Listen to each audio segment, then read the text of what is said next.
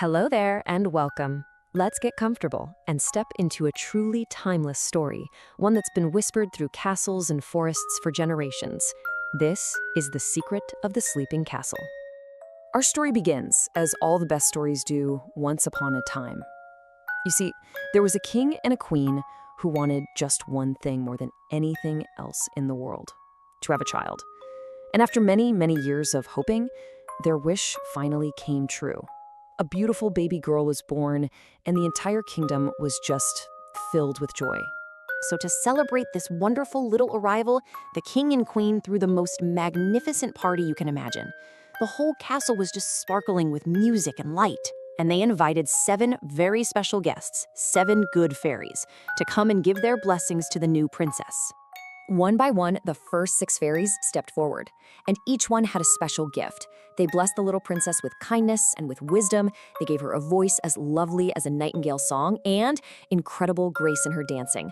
Then came a heart full of cheerfulness, and finally, the magical ability to play any instrument beautifully. I mean, what a wonderful start to life.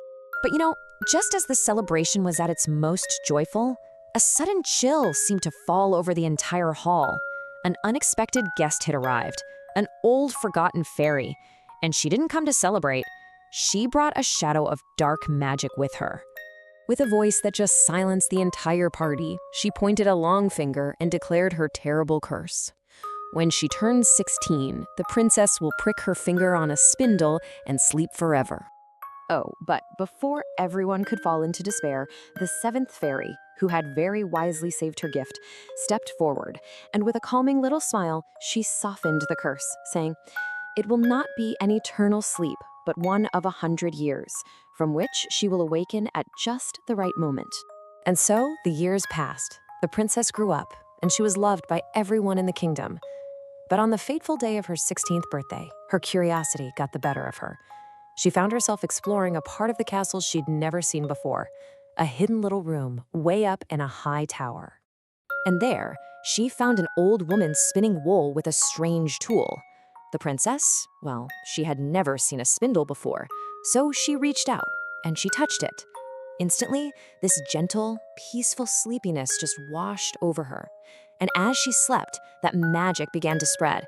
The king, the queen, the guards, the cooks, even her little dog, Poosty, the entire castle fell into a deep, deep slumber right along with her. And for 100 years, the castle slept. Can you imagine that? A whole century of complete silence, where it felt like time itself was just holding its breath, waiting. Now, in that very first year, the good fairy's magic was still at work. It wove this protective barrier all around the castle, a magical forest of roses and tall trees that grew up like a warm embrace, keeping everyone inside perfectly safe. 100 years went by, and eventually, the legend of the sleeping castle reached the ears of a young prince from a kingdom nearby. He was so intrigued by this enchanting story, so this brave prince decided he just had to see if it was real. He journeyed through the woods, completely determined to find this legendary castle. As he got closer, something incredible happened. The magical rose forest seemed to part on its own, creating a path just for him. He walked through the silent halls, past the sleeping court, until he finally found the golden chamber. But you have to wonder, right? After 100 long years, could the magic ever truly be broken? He saw the princess, sleeping so peacefully, and he was just captivated by her beauty. He didn't need some grand gesture or a loud proclamation. He simply leaned in close, and he whispered, very softly, "It is time to wake up."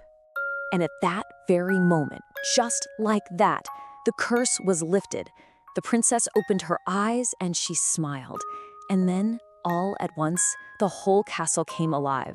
The fires in the kitchen crackled back on, the cooks got right back to work, and that little dog, Poosty, started barking happily. Well, the kingdom celebrated like never before. The prince and princess ruled together with kindness and all that wisdom she was gifted, and their joy just filled the land. And they say that if you ever find yourself near that magical rose forest and you listen very, very closely to the wind, you can still hear the echo of their happy laughter. What a perfect ending to a beautiful story. And on that very happy note, we'll say good night.